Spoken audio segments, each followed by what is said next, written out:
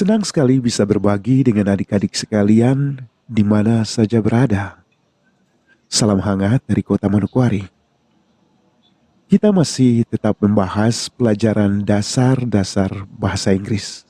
Dan topik kali ini kita akan membahas tentang personal pronoun. Apa itu personal pronoun? Kita dapat katakan personal pronoun adalah kata ganti orang. Tapi di dalam bahasa Inggris, personal pronoun bukan saja menggantikan nama orang.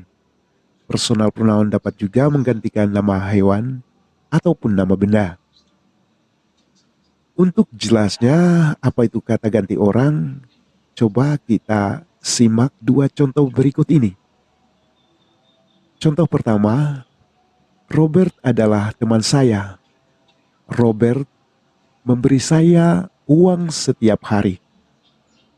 Di kalimat ini kita melihat pemunculan nama Robert dua kali, sehingga membuat kalimat ini terkesan monoton dan tidak enak didengar. Untuk itu coba kita gantikan salah satu kata Robert digantikan dengan kata ganti dia. Coba dengar sama-sama. Robert adalah teman saya. Dia memberi saya uang setiap hari. Rupanya kalimat kedua lebih enak didengar dengan hadirnya kata ganti, dengan hadirnya personal pronoun. Jadi personal pronoun yang ada pada kalimat ini adalah kata dia. Kita lihat lagi contoh kalimat berikut, contoh kalimat nomor 2. Mary dan Robert tinggal di Sorong. Mary dan Robert sangat bahagia. Kita lihat ada dua kali muncul kata Mary dan Robert. Kita coba gantikan salah satu kata Mary dan Robert. Kita gantikan dengan kata mereka. Mary dan Robert tinggal di Sorong. Mereka sangat bahagia.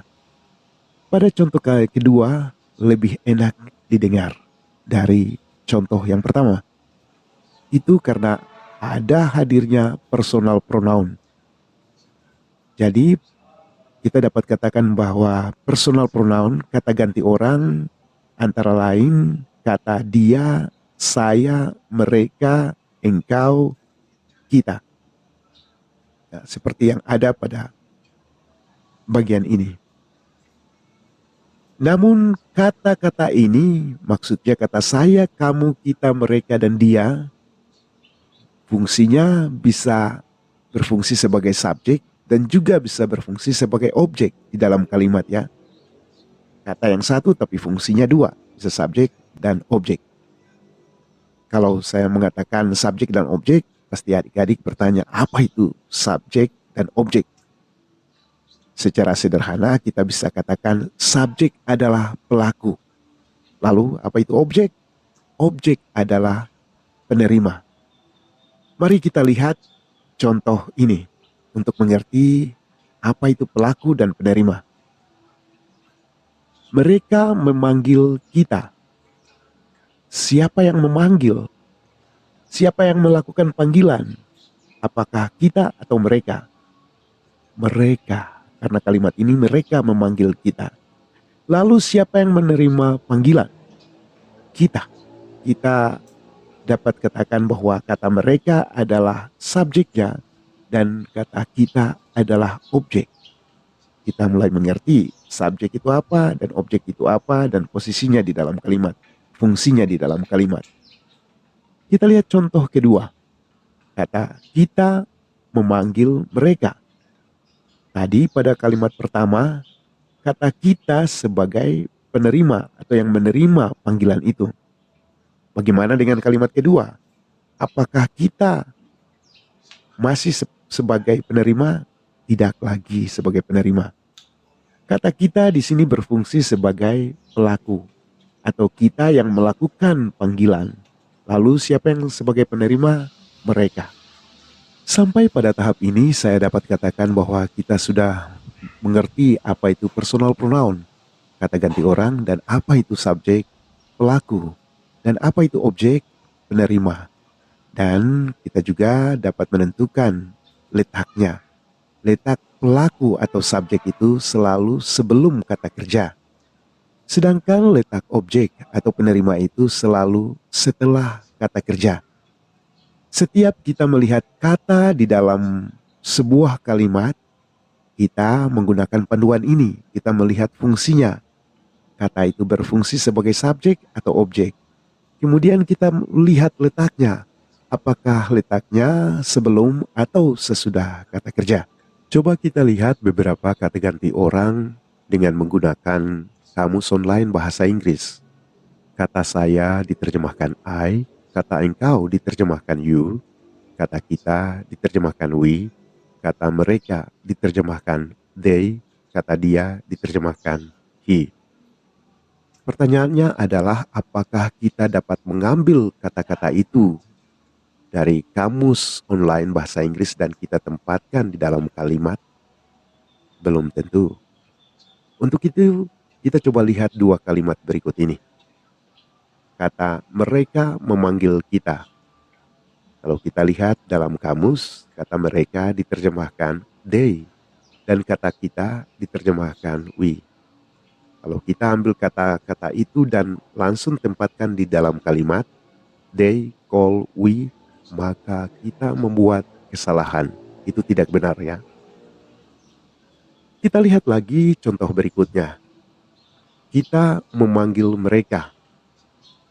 Kita coba cari di dalam kamus, kata kita diterjemahkan we, kata mereka diterjemahkan they.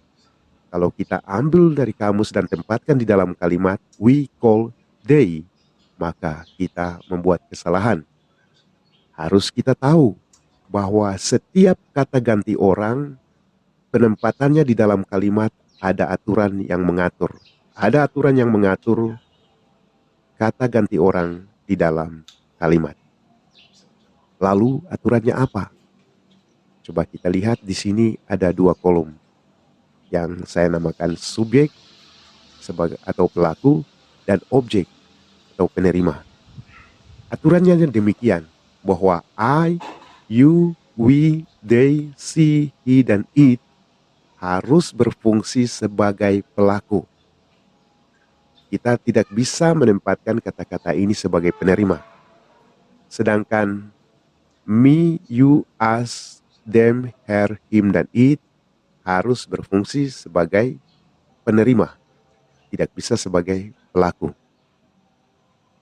Kelihatannya pada dua kolom ini, kata saya mempunyai dua kata di dalam bahasa Inggris, kata I dan kata me. Kata kita mempunyai dua kata di dalam bahasa Inggris, kata we dan kata us. Kata mereka mempunyai dua kata di dalam bahasa Inggris, kata they dan kata them. Kata dia perempuan mempunyai dua kata di dalam bahasa Inggris, kata she dan kata her.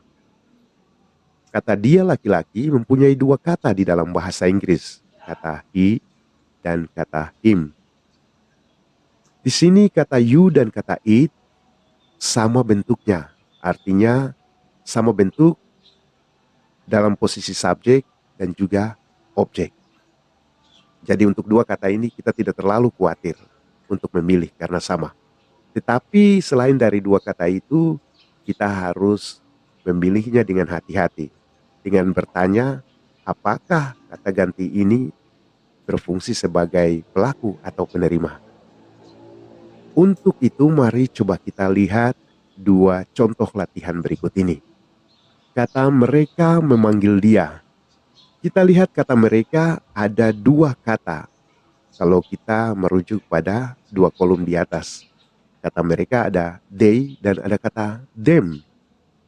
Kata dia laki-laki juga ada dua. Kata he dan kata him. Lalu mana yang kita pakai? Setiap kali kita melihat kata ganti di dalam kalimat, ingat kita harus merujuk pada panduan di atas. Kita melihat fungsinya dan kita lihat letak. Pertama kata mereka, kita coba lihat fungsinya. Kata mereka di sini berfungsi sebagai apa? Sebagai pelaku atau penerima? Siapa yang memanggil? Apakah mereka atau dia laki-laki? Yang memanggil adalah mereka, berarti yang melakukan pemanggilan adalah mereka. Jadi kata mereka berfungsi sebagai pelaku. Dengan kita mengetahui bahwa kata mereka berfungsi sebagai pelaku, sudah mudah untuk kita jawab. Kata mereka yang berfungsi sebagai pelaku adalah they, bukan them, karena them berposisi sebagai penerima. Pilihannya they. Kita lihat lagi kata dia, he dan him. Ada dua kata. Lalu kata yang mana? Kata dia berfungsi sebagai pelaku atau penerima. Siapa yang menerima panggilan? Mereka atau dia laki-laki? Dia laki-laki yang menerima panggilan. Untuk itu kita tidak lihat lagi kolom pelaku, tapi kita lihat lagi ke kolom penerima. Kata dia laki-laki di kolom penerima adalah him. Maka kalimat yang benar adalah they call him. Kita lihat lagi satu contoh terakhir. Kata kita memanggil mereka. Kata kita ada dua, we dan us. Kata mereka juga demikian, ada dua, they dan them. Lalu kata mana yang kita pakai? Ingat, kita selalu merujuk ke panduan di atas. Setiap kali kita melihat kata ganti pada kalimat, kita bertanya, kata ganti itu berfungsi sebagai apa? Sebagai pelaku atau penerima? Sekarang siapa yang memanggil? Mereka atau kita? Kita yang melakukan pemanggilan, kita yang memanggil. Untuk itu kita lihat pada kolom pelaku. Kata kita diterjemahkan we. Sedangkan mereka berposisi sebagai apa? Yang dipanggil siapa? Siapa yang menerima panggilan itu? Mereka. Maka itu kita lihat kata mereka pada kolom penerima. Kata mereka pada kolom penerima adalah them. Maka kalimat yang benar adalah we call them. Untuk menutup pembahasan ini saya ingin mengulang. Setiap kali adik-adik melihat kata ganti di dalam satu kalimat, maka adik-adik harus bertanya, kata ganti itu berfungsi sebagai pelaku atau penerima. Kalau kata ganti itu berfungsi sebagai pelaku, maka mata kita tertuju pada I, you, we, they, she, he, dan it. Sedangkan kalau kata ganti itu berfungsi sebagai penerima, maka mata kita tertuju pada kata me, you, us, them, her, him, dan it. Demikian pelajaran kita pada hari ini, dan sebagai bahan latihan saya memberikan 4 kalimat yang adik-adik harus terjemahkan ke dalam bahasa Inggris. Tentunya di dalam kalimat-kalimat ini ada kata ganti orang. Untuk itu adik-adik harus merujuk pada panduan. Lihat kata ganti orang yang ada pada kalimat-kalimat ini berfungsi sebagai pelaku atau penerima. Selamat mengerjakan, sehat dan sukses selalu. Terima kasih.